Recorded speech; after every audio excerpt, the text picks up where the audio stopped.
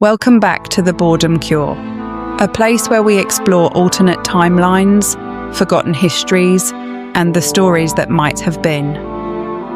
In our last journey through Middle-earth, we asked a dangerous question. What if Sauron and Saruman survived?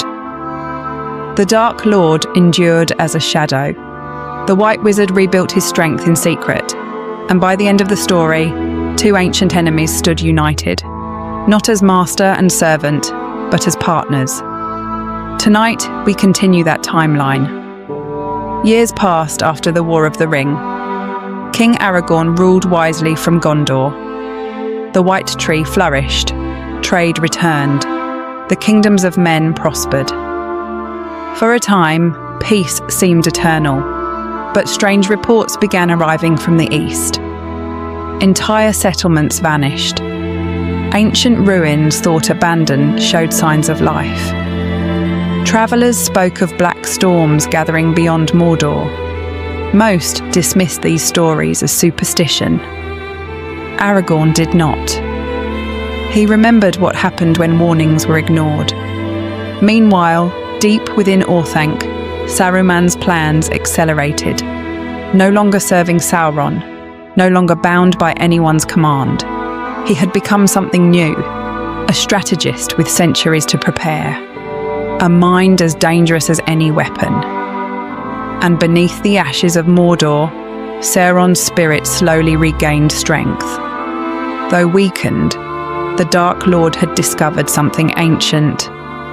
Far beyond the eastern reaches of Middle-earth lay forgotten lands untouched since the Elder Days. There, buried beneath mountains older than memory itself, slept an ancient force. Not a servant of Sauron, not a servant of Morgoth. Something far older, something even the Dark Lord feared. Together Sauron and Saruman searched ancient records. What they discovered terrified them. The ancient force was awakening, and if it rose, neither men, elves, nor wizards would survive. For the first time in history, Sauron did not seek conquest, he sought survival. When word reached Gondor, Aragorn refused to believe it. How could he? Every lie, every war, every death could be traced back to Sauron. Yet the evidence continued to grow. Entire regions disappeared from maps. Ancient watchtowers collapsed overnight. The stars themselves seemed dimmer above the eastern horizon. Aragorn brought the matter before Gandalf the White. At first, Gandalf rejected the idea entirely. Sauron was deceit itself. Saruman had betrayed everything he once stood for. No warning from either could be trusted.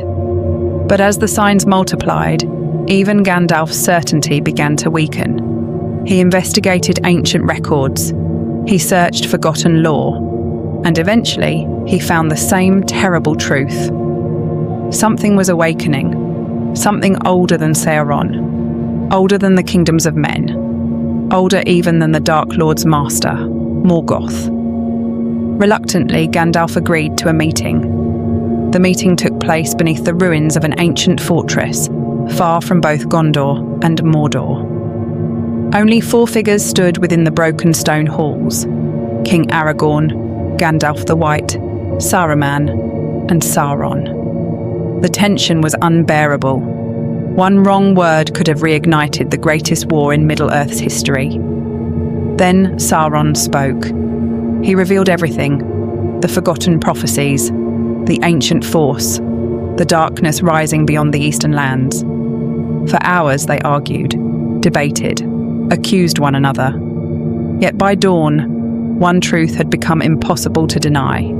The threat was real, and it was coming. Aragorn refused to trust Sauron. Gandalf refused to forgive Saruman. But neither could ignore what lay ahead. For the first time in Middle-earth's history, a temporary alliance was formed. Not out of friendship, not out of loyalty, but necessity. The King of Gondor, the White Wizard who had fallen, and the Dark Lord himself, bound together against a force that threatened them all. Yet as they departed, None of them noticed the shadow watching from the mountains, waiting, listening, smiling, because the ancient force had already awakened, and it knew they were coming. The real war for Middle-earth had not been prevented. It had only just begun.